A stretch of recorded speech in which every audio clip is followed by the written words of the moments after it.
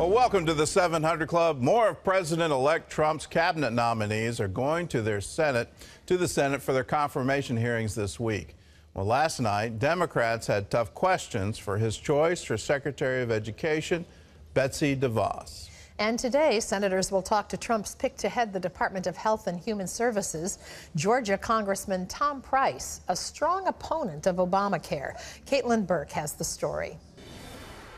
Georgia Republican Congressman Tom Price has already offered an alternative plan to Obamacare, and he's expected to be a leader in repealing and replacing it, which isn't getting him much favor from Democrats. Representatives Price's approach is moving us in exactly the wrong direction. Democrats also plan to question Price closely on a report that he bought stock in a company before introducing a bill that helped the business. Tuesday night, Betsy DeVos, Trump's pick for Education Secretary, faced a range of tough questions during her confirmation hearing.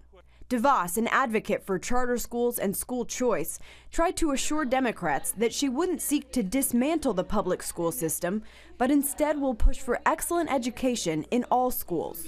And you have my commitment that I will be an advocate for all great schools, no matter their form, their version. I will be an advocate for parents being able to make those choices because they're the primary educator for their children. I get that. DeVos also addressed Democrats' concern that her conservative Christian views would lead to discrimination against LGBT and minority students, stressing that no student should face discrimination. I embrace equality, and I firmly believe in the intrinsic value of each individual and that every student should have the assurance of a safe and discrimination-free place to become educated. Following the confirmation hearing, critics called DeVos unfit for the job. However, Republicans defended her as a bold reformer who would disrupt the status quo in education, a status quo they say is in need of repair. Caitlin Burke, CBN News. Well, the votes are probably in, regardless of what the critics are going to say. The Republicans have enough votes, frankly, to confirm every one of the nominees. Well, this Friday, we'll have a special Inauguration Day edition of the 700 Club.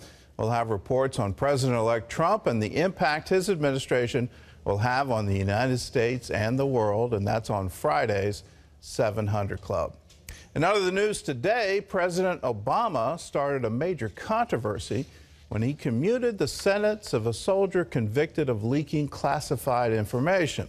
John Jessup has that story from our CBN News Bureau in Washington. John? Thanks, Gordon. Leading Republicans in Congress have blasted the president's action. House Speaker Paul Ryan calling it outrageous, and Senator John McCain saying, quote, it was a grave mistake. Former Army Private Bradley Manning was given a 35-year sentence for leaking more than 700,000 classified documents to WikiLeaks.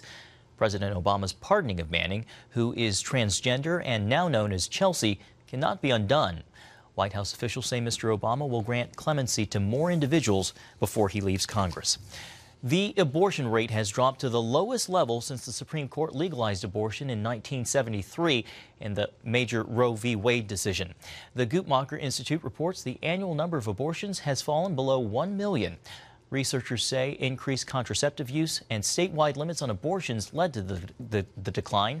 Carol Tobias, president of the National Right to Life, said, though we still have a long way to go, hitting this historic low is a critical milestone as we work to restore full legal protection to unborn children.